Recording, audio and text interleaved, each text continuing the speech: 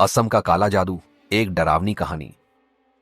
क्या आप भूतों में विश्वास करते हैं?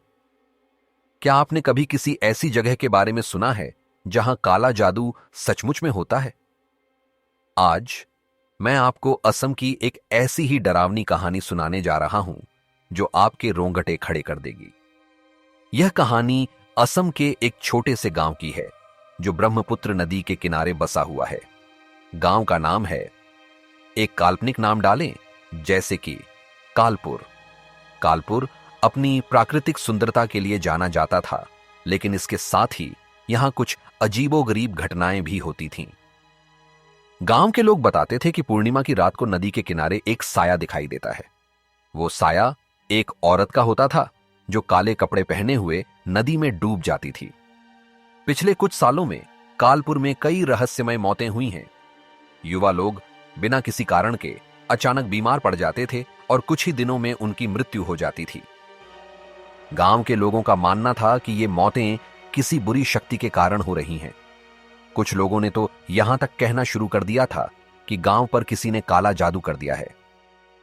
रवि गांव का ही एक लड़का था जो पढ़ाई के लिए शहर चला गया था। कई सालों बाद वो अपने गांव वापस लौटा।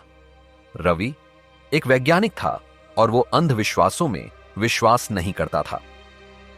लेकिन जब उसने गांव में हो रही अजीबोगरीब घटनाओं के बारे में सुना तो उसे कुछ शक हुआ। उसने इन मौतों की सच्चाई जानने का फैसला किया। रवि ने गांव के लोगों से बात की और उन लोगों के घरों का दौरा किया जिनकी मृत्यु हुई थी। उसे पता चला कि मरने वाले सभी लोगों ने कुछ दिन पहले नदी के किनारे उस साये को देखा था। रवि ने नदी के किनारे जाकर जांच करने का फैसला किया। उसने रात भर नदी के किनारे इंतजार किया। आधी रात को उसने वहीं साया देखा जिसके बारे में गांव के लोग बात करते थे। साया धीरे धीरे नदी में डूब गया। रवि ने तुरंत नदी में छलांग लगा दी। उसने उस साये को पकड़ने की कोशिश की, लेकिन वो उसके हाथ से फिसल गया। जब रवि वापस किनारे पर आया तो उसने देखा कि उसके हाथ में एक काला धागा बंधा हुआ है। रवि समझ गया कि ये काला जादू है। रवि ने उस धागे को लेकर गांव के सबसे पुराने तांत्रिक के पास गया। तांत्रिक ने बताया कि यह धागा एक शक्तिशाली काले जादू का हिस्सा है।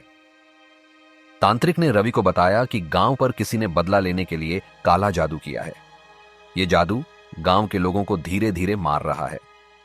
तांत्रिक ने रवि को बताया कि कई साल पहले गांव के लोगों ने एक निर्दोष औरत को काला जादू करने के आरोप में मार डाला था। उस औरत ने मरने से पहले गांव को शाप दिया था। वो औरत उस साये के रूप में वापस आई है और वो गांव के लोगों से बदला ले रही है। रवि को अब समझ में आ गया था कि गांव में क्या हो रहा है। रवि ने तांत्रिक से पूछा कि इस शाप को कैसे तोड़ा जा सकता है। तांत्रिक ने बताया कि शाप को तोड़ने के लिए उस औरत की आत्मा को शांत करना होगा।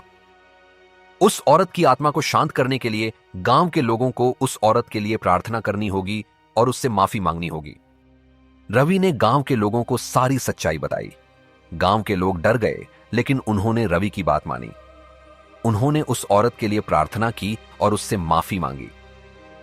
धीरे धीरे गांव में हो रही मौतें रुक गई। उस औरत का साया भी गायब हो गया। कालपुर फिर से एक खुशहाल गांव बन गया। लेकिन क्या यह सचमुच में अंत था? क्या काला जादू पूरी तरह से खत्म हो गया था, या फिर वो साया किसी और रूप में वापस आएगा? यह तो वक्त ही बताएगा। क्या आप भी ऐसी किसी डरावनी कहानी के बारे में जानते हैं? कमेंट करके हमें बताएं।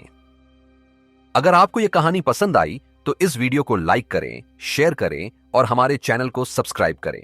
और हां, बेल आइकॉन को दबाना न भूलें ताकि आपको हमारी अगली डरावनी कहानी का नोटिफिकेशन मिल सके। अगली बार तक सुरक्षित रहें और डरावनी कहानियों का आनंद लेते रहें।